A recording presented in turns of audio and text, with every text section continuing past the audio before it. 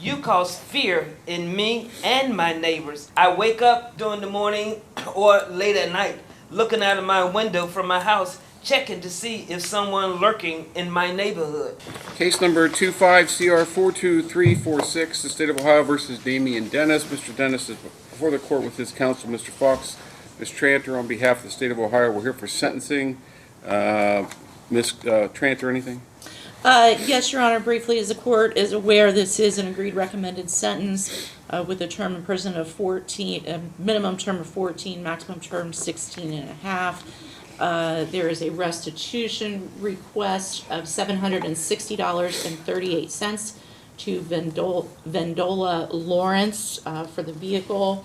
And Ms. Lawrence is present today, and my understanding is she does wish to make a victim impact statement. What was that amount? $760.38. Good morning. Good morning, Would you please state your name for Ms. Schlim? Vendola Lawrence. Ms. Lawrence, what would you like me to know? I condensed what I had to say into a few sentences. Mr. Damian Dentis, I just need to know why me? What did I do to possess you to steal my 2019 Nissan Maxima on the west side of Dayton?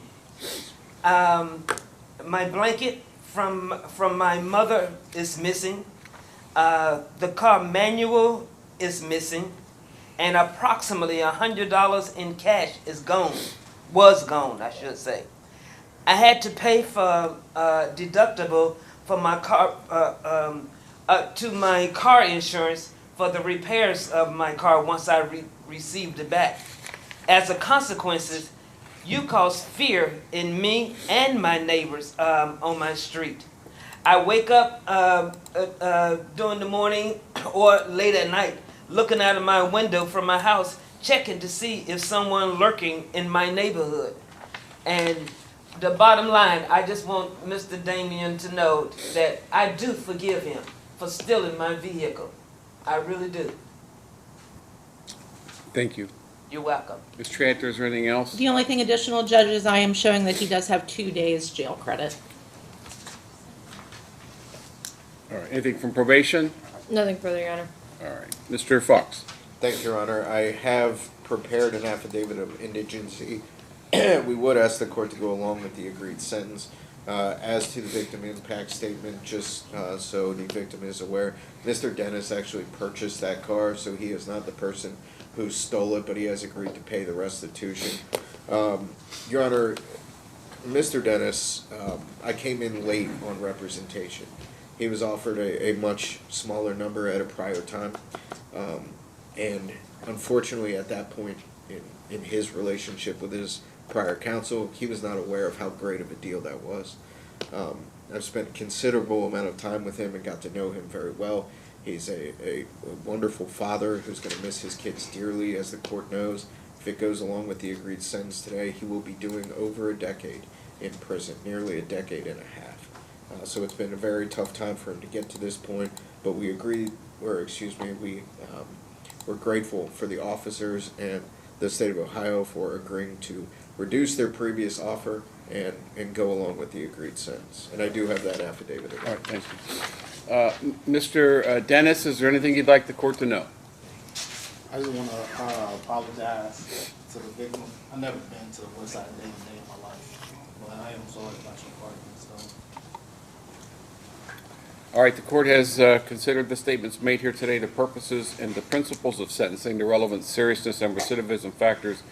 The court has also considered the agreed recommended sentence of the parties and finds it to be an appropriate sentence.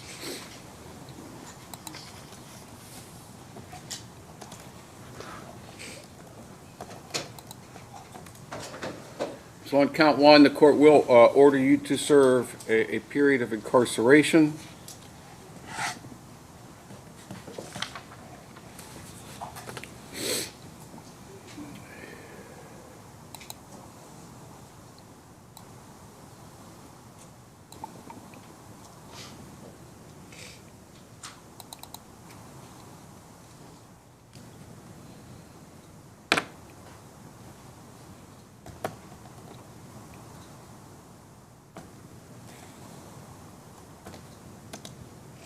What was that number that was agreed to? 14. 14 total.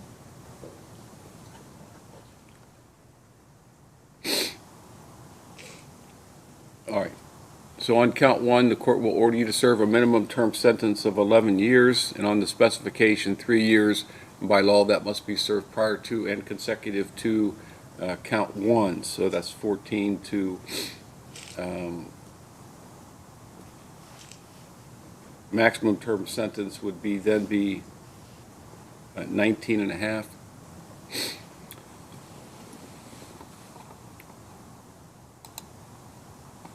On count three, the court will order you to serve a period of 18 months, that to be served concurrent to count one.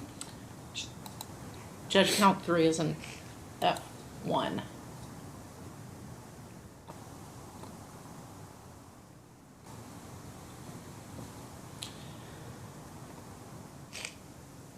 I think what we had discussed previously. My numbers are just, on my notes are different than what I guess, okay, so it's gonna be 3 years, right?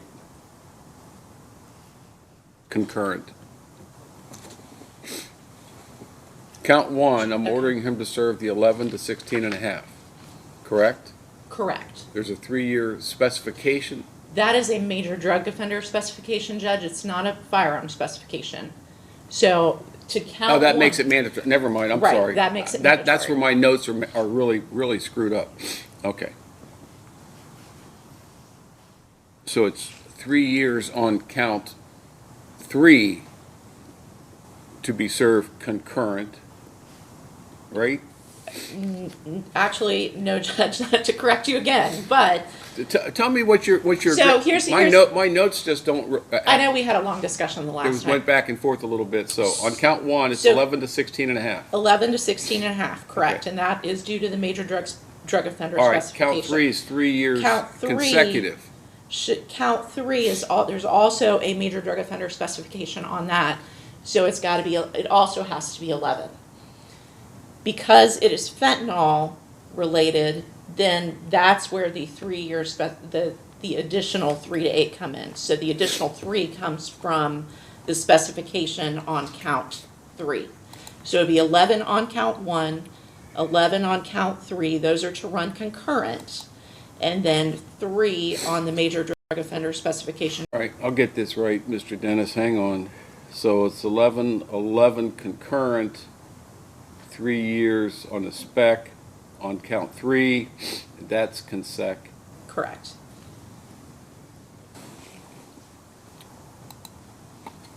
And then 18 months concurrent on count 6, Correct. and 12 months concurrent on count 7. That's correct. All right, so 1, 3, spec, 5, I'm sorry, 6 and 7. Okay, so I'll start over. The agreed recommended sentence of the parties, which the court approves on count 1, the court will order you to serve a minimum term sentence of 11 years, maximum term sentence of 16 and a half years. On count 3, the court will order you to serve 11 years, that to be served concurrent with count 1. The specification on count 3 is a 3-year specification by law that must be served prior to and consecutive to count 1. On count 6, 18 months in prison, that to be served concurrent with count 1. And on count 7, 12 months in prison, that to be served concurrent with count 1.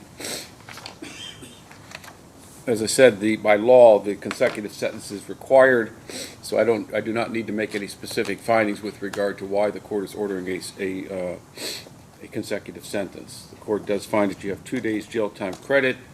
The court will order you to pay the restitution of $760.38 to Ms. Lawrence.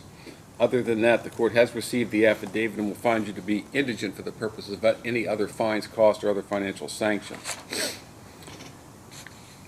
Now, on the, other than the mandatory time, I guess this is all mandatory. It makes it mandatory, doesn't it? It is.